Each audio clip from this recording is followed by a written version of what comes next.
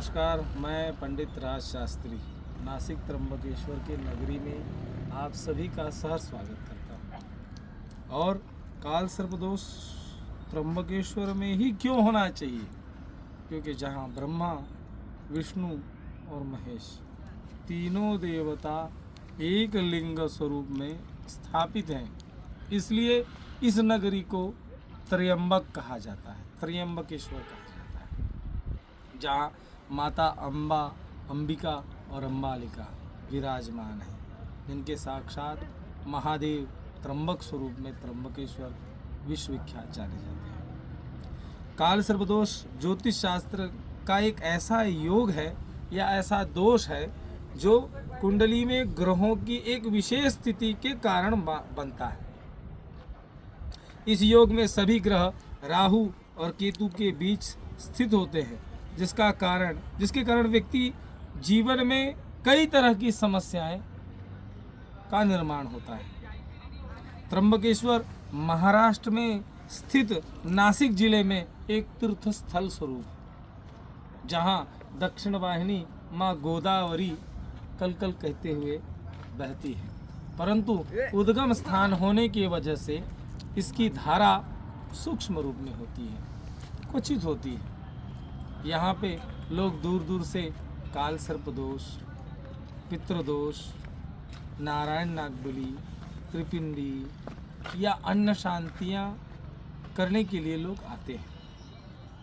यहाँ लोग दूर दूर से अपेक्षाएं लेके आते हैं, कामना लेके जाते हैं, परंतु इसका विधान न जानते हुए कम पैसे के लालच में 2100 रुपया, 3100 रुपया इस पैसे के लालच में लोग करके जाते हैं, परंतु इसका विधान शास्त्र के सम्मत अगर कहें तो राहु केतु के कारण लगता है काल सर्पदोष।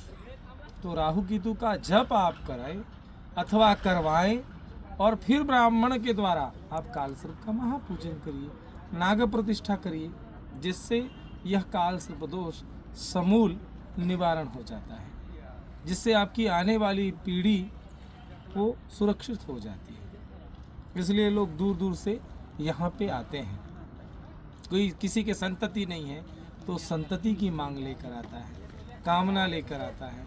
जिसके कार्य क्षेत्र में बाधा पहुँच रही है वो कार्य क्षेत्र में प्रगति चाहता है। जिसकी आर्थिक स्थिति ठीक नहीं है वो आर्थिक स्थिति मजबूत करना चाहता है। जिसकी तबीयत, जिसका स्वास्थ्य अच्छा न रहता हो वो स्वास्थ्य के लिए आता है।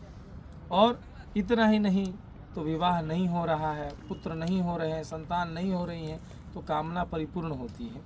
इसलिए लोग दूर दूर से आते हैं। अपुत्रिणा पुत्रिणा संतु पंत पौत्रिणा, जिसके संतान न हो, पुत्र न हो, पौत्र न हो, नाती पोते न हो, उनको भी ये महादेव उनकी झोली भर देते। बाबा के दरबार से कोई खाली नहीं जाता है। इसलिए आप भी आए।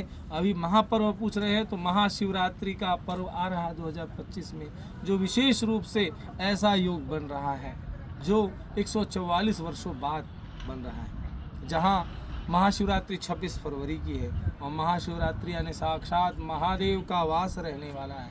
उस दिन आप व्रत करो, जप करो, तप करो, दान करो, पूजा करो, अर्चा करो, जिससे करने से वह कार्य फलीभूत होगा। इसमें कोई चीज़ आपको ना समझ में आए, निसंकोच मुझसे आप पूछ लीजिएगा। ओम नमः शिवाय। हर हर महादेव।